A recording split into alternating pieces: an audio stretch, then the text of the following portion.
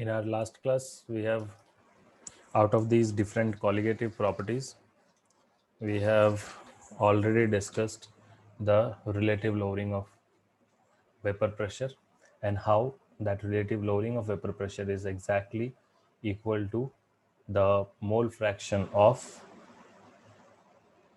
the solute, right? The non-volatile solute. So this we have discussed in our previous class, and we have also solved a numerical based on that. Now, next topic is osmosis and osmotic pressure.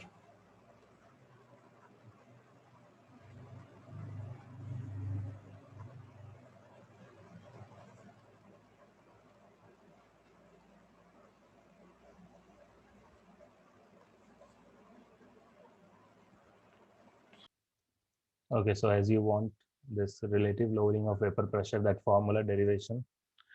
Uh, so let's see that. So about vapor pressure, we already know that the vapor pressure will be directly proportional to the mole fraction, right? More the number of, or more the concentration or the portion or fraction of uh,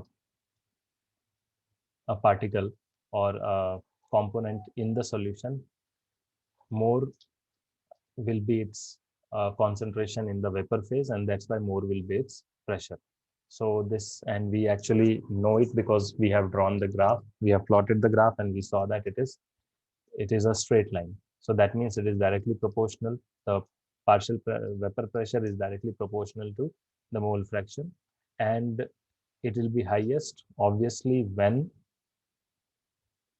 the mole fraction is 1. When you have a pure liquid A, that means you don't add anything into it, so pure liquid, in that case whatever will be the pressure, that will be the highest.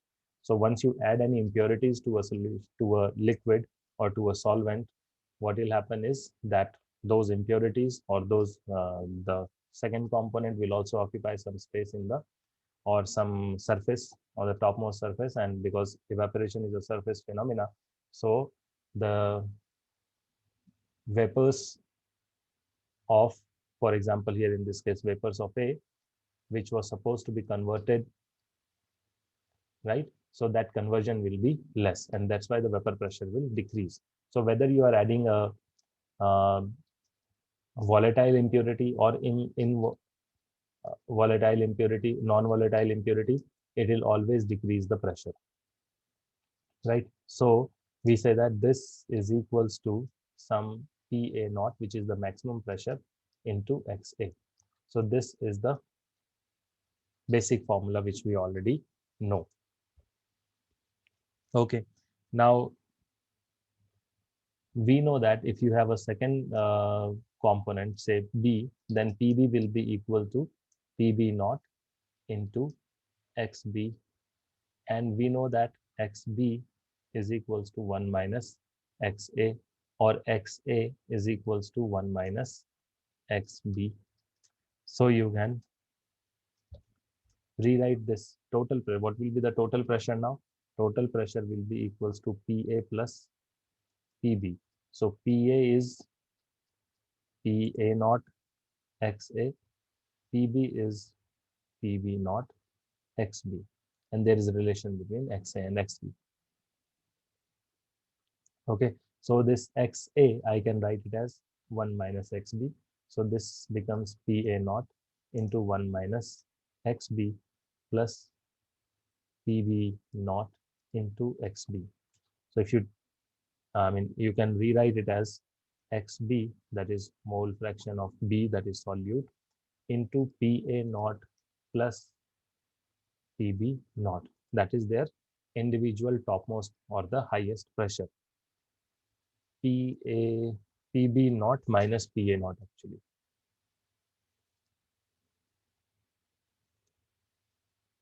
PB naught minus PA naught, and plus PA naught. So this is the expression for total pressure, right? So this is the expression for total pressure in case of volatile liquid, which we have already seen previously as well. So now if you want to find out for non-volatile,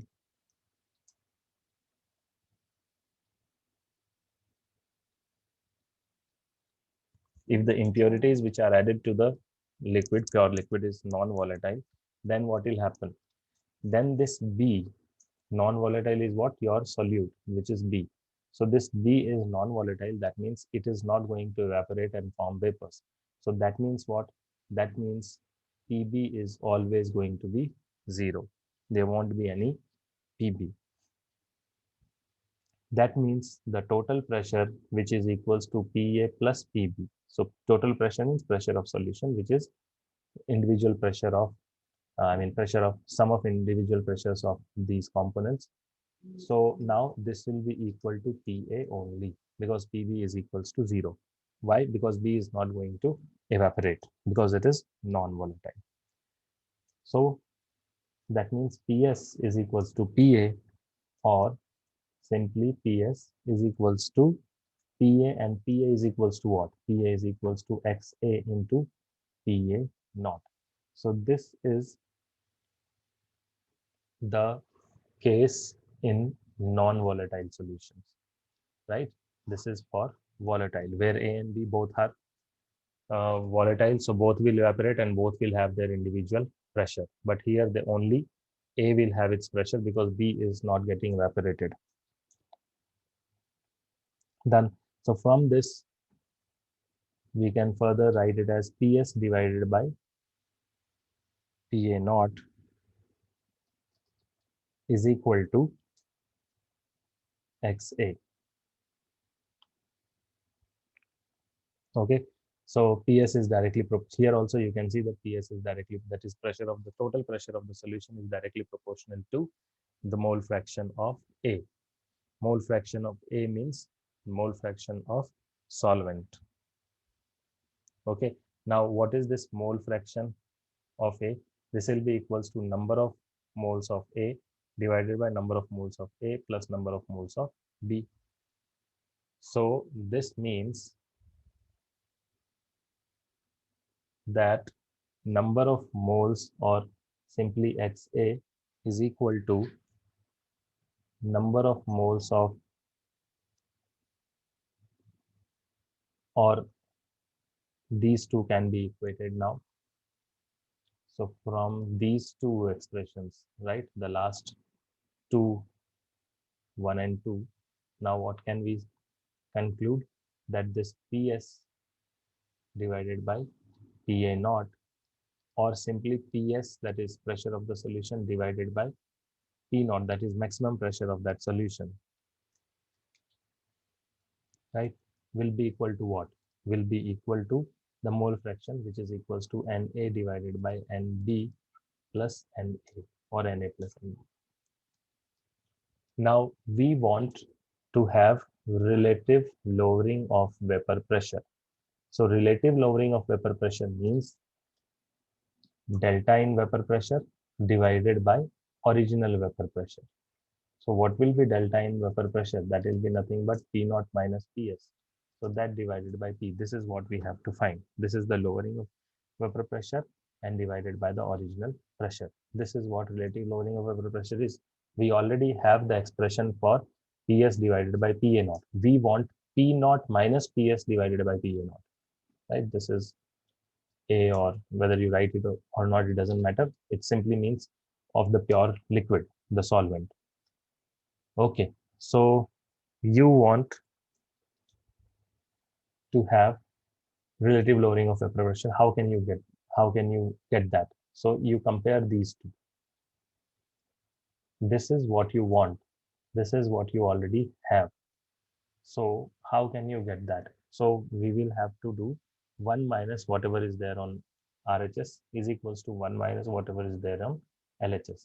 So if you subtract this from 1 on both the sides, you will have the same thing. I mean, the equation doesn't change, right?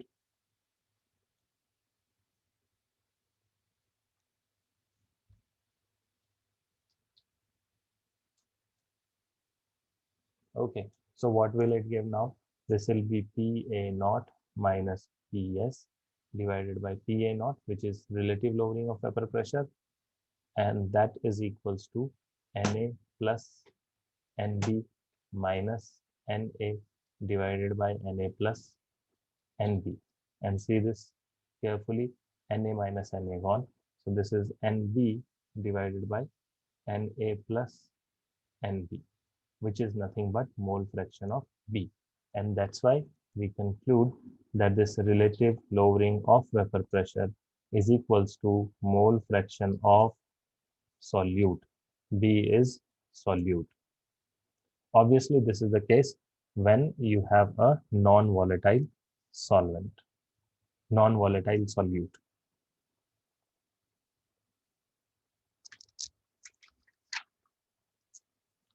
Clear? Shall we move to osmotic pressure now?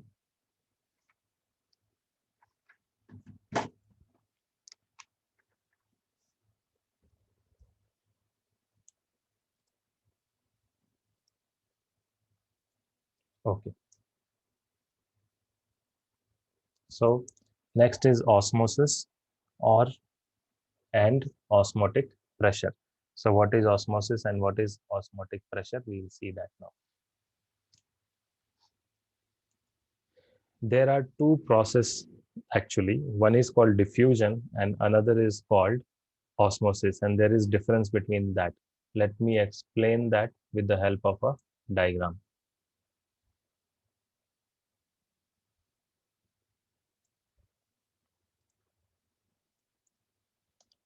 So this is the first thing which you should know, that you should not confuse it with diffusion. The one on the left hand side, that is diffusion, and the one on the right hand side, that is osmosis. So what is the difference between these two? First thing is that diffusion is bidirectional.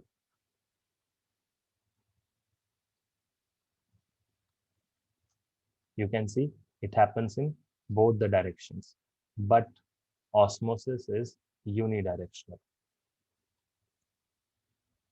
You will have solvent and solute, or you will have a solution. From that solution, the pure solvent can travel, and pure solvent can travel back to the solution.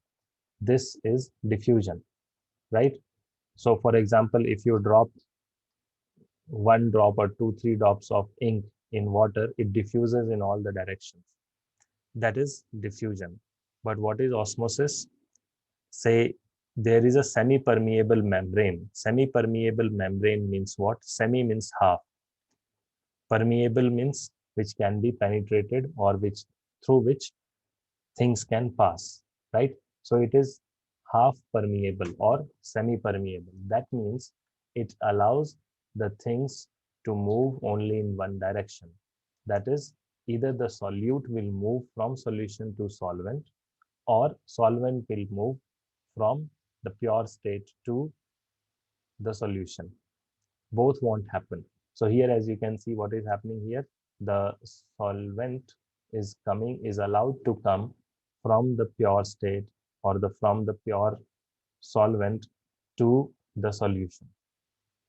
This is called osmosis, right?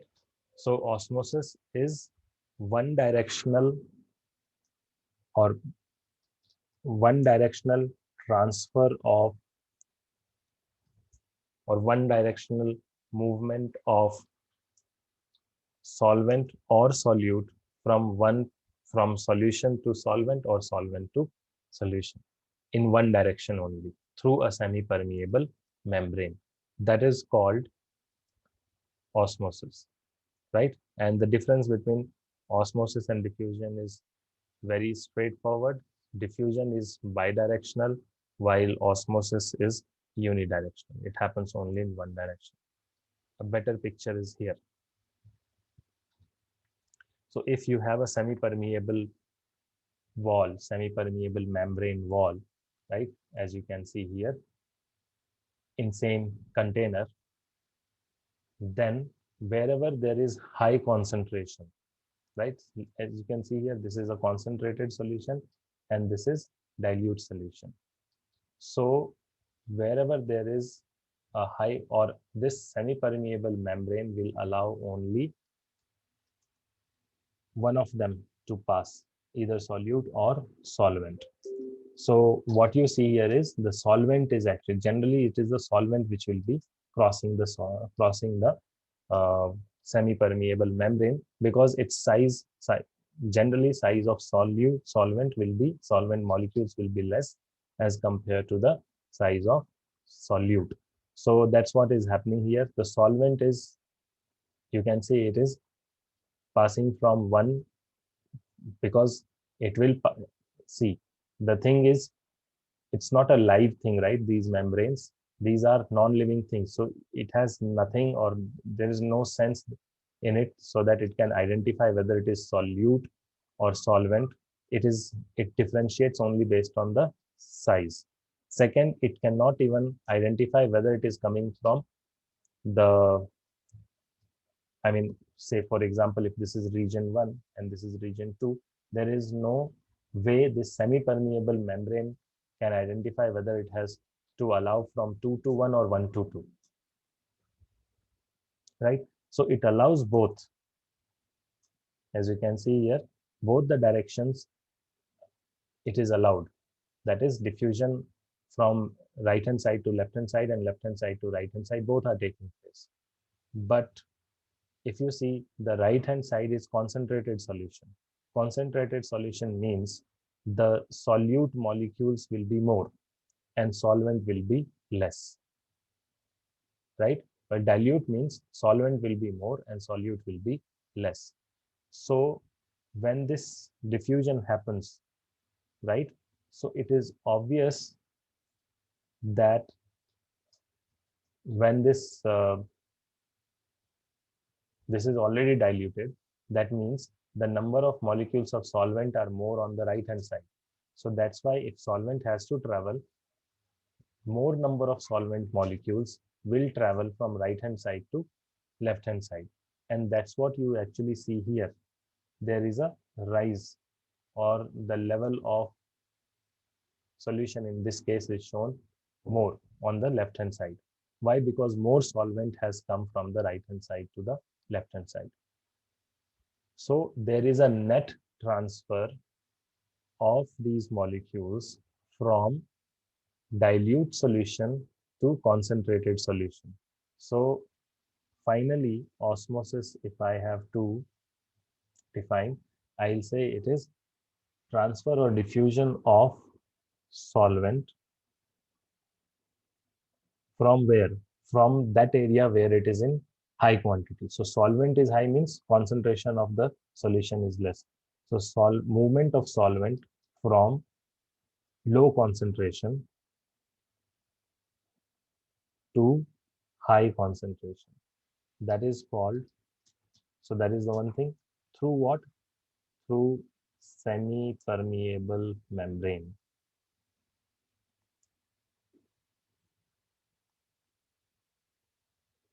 Right? Semi-permeable membrane. Semi means half. That means it will allow only one of them, solvent or solute. It will allow only solvent.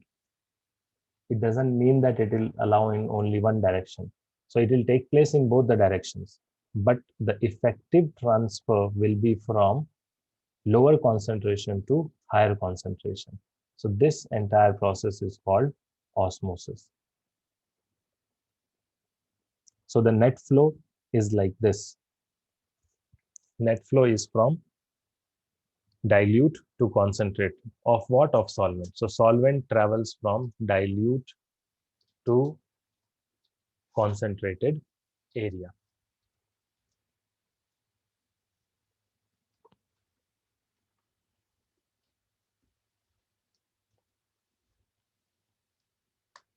Okay, so that is about semi-permeable membrane and osmosis. Next is, what exactly is osmotic pressure? Okay, and before that, if in exam you get direct question of differentiation of, say, differentiate between osmosis and diffusion. So you should be able to do that point wise. Osmosis and diffusion. What is the difference? In osmosis, first is the semi-permeable membrane will be used, while that is not used here. In diffusion, it is not used, right? Second, it is the process where only solvent flows, and that too through the semi-permeable membrane. So only solvent flows. While in diffusion, both the solvent as well as solute molecules will move directly into each other. So here both solute and solvent will flow. That is the second difference. Third, osmosis, as you have already seen, the solvent flows from where? From lower concentration to higher concentration. Already saw that. Lower concentration of solution. That means where solute is low, but solvent is more. So wherever solvent is more, from that, there is a net flow towards wherever it is low in quantity. Right? While this diffusion is always from higher concentration to lower concentration.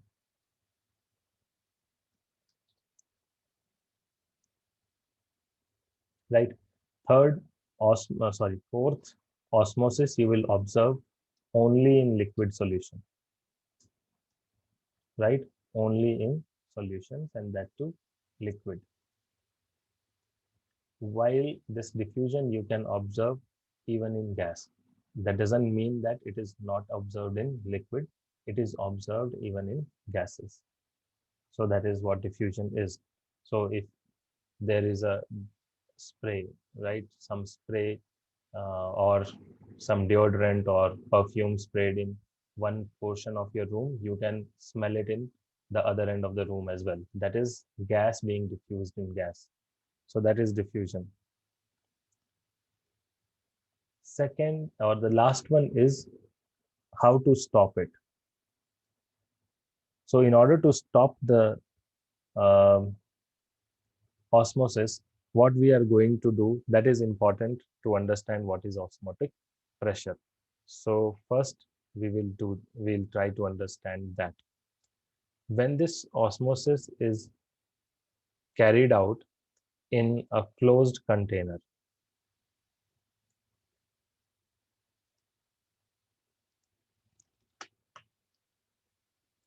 let's say like this.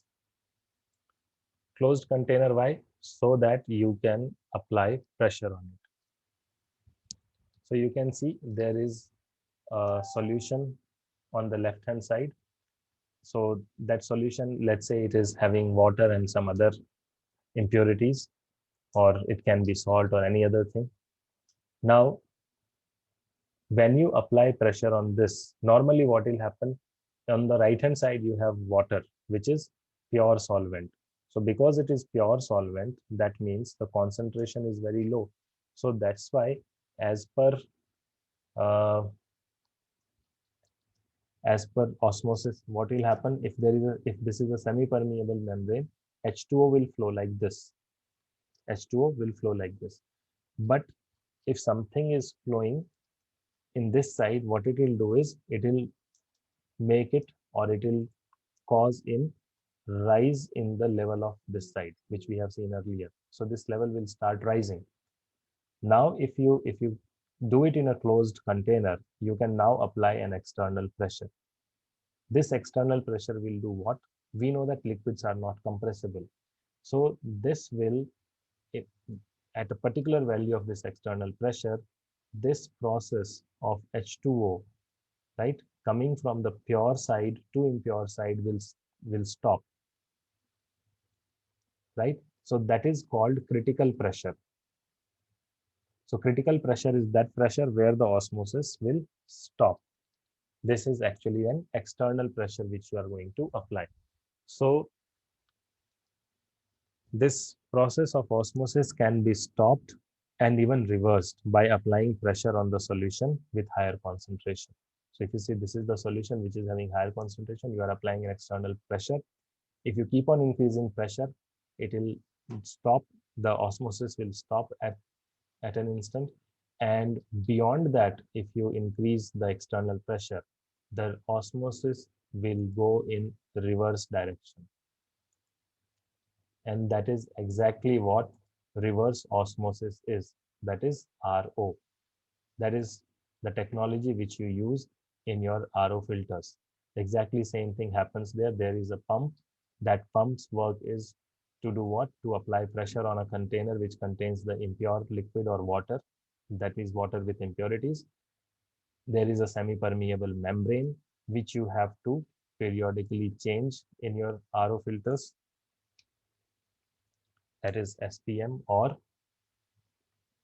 ROM. Somewhere it will be written even ROM. That is nothing but reverse osmosis membrane, which is actually a semi-permeable membrane. So through that, water is made to flow in reverse direction. So only water molecules will come into this container. So this container will have pure water.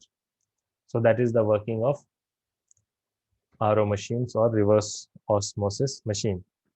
So that is what this osmosis can be stopped and even reversed by doing what? By applying external pressure. External pressure on what? On which side? On solution side, that is on higher concentration side.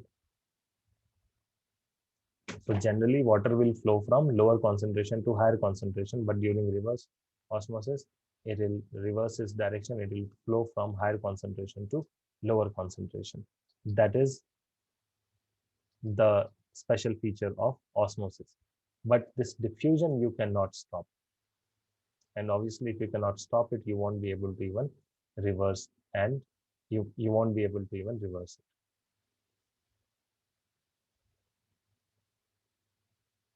Right? And the pressure at which it stops, right? The osmosis stops.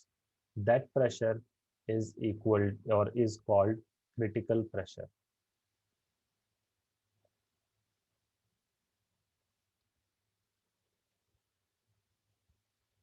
Okay, so that is about osmotic pressure and critical pressure and osmosis. So what exactly is osmotic pressure? How can you define as osmotic pressure? So it is defined as the equilibrium hydrostatic pressure of the column set up as a result of osmosis, right? So it is the minimum excess pressure that has to be applied on the solution to prevent the entry of solvent into the solution through semi-permeable membrane. So that is also osmotic pressure. So this osmotic pressure, critical osmotic pressure, all of them are actually same. And if the pressure, external pressure is increased beyond this critical pressure, you will observe reverse osmosis. Okay. Next is how this is a colligative property, right? How are we going to determine or measure the colligative, this osmotic pressure? Obviously, osmotic pressure, if you have to measure, you can use the barometers or other devices. Thing is how it is related or how it is a colligative property. So that we'll see now. This osmotic pressure is represented by pi, and this pi is directly proportional to concentration.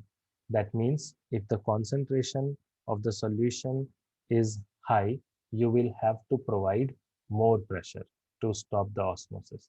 And similarly, this is also proportional, directly proportional to temperature. That means even if temperature is high, you will have to apply more pressure, more external pressure to stop the osmosis. So we can say that collectively this pi is directly proportional to C into T.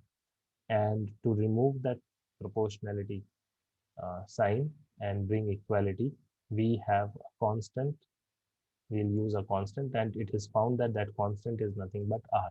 So ultimately, this pi, which is osmotic pressure, this is equals to CRT, where what is C?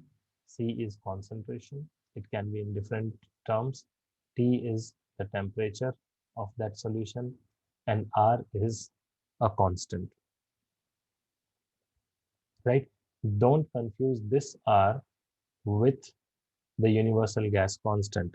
This is a different constant, and it is actually called solution constant, right? And its value will be same as that of the gas constant. So this, its value is equal to gas constant, but this is not the gas constant. This is solution constant. Obviously, because its unit will be different. Okay, so that means pi is equals to CRT. And what is C? C is equals to N divided by V, that is number of moles divided by volume of the solution. So that means this pi is equals to N divided by volume into R into T. That means pi into V is equals to nRT.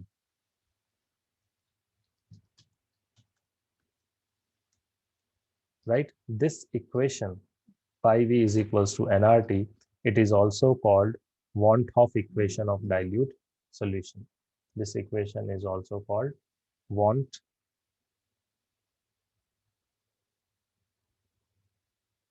't Hoff's equation for dilute solution, right? That is what this pi V is equals to nRT is. N is number of moles. Okay, so that is how this pi is what, if you see now this pi depends on the concentration. R is a constant for a given solution. T is, if you are not changing the temperature, then temperature is also constant. That means this pi depends directly upon this concentration. You change the concentration, that means the quantity of solute, the pi will also change. So because it depends directly on the quantity of the component, that's why this is also called a colligative property. And as you have already seen, what is number of moles? Number of moles is the total mass divided by molar mass. So that means this pi v can also be written as m divided by m, where the small m is mass, capital M is molar mass, into RT. So that means now, if you don't know the molecular mass, by this formula, you will be able to find the molecular mass. So that is the application of that colligative property. We have already used this colligative property to find the colligative property called RLVP to find the molecular mass. And here also you can see that this colligative property can also be used to find the molecular mass of an unknown compound by performing this operation.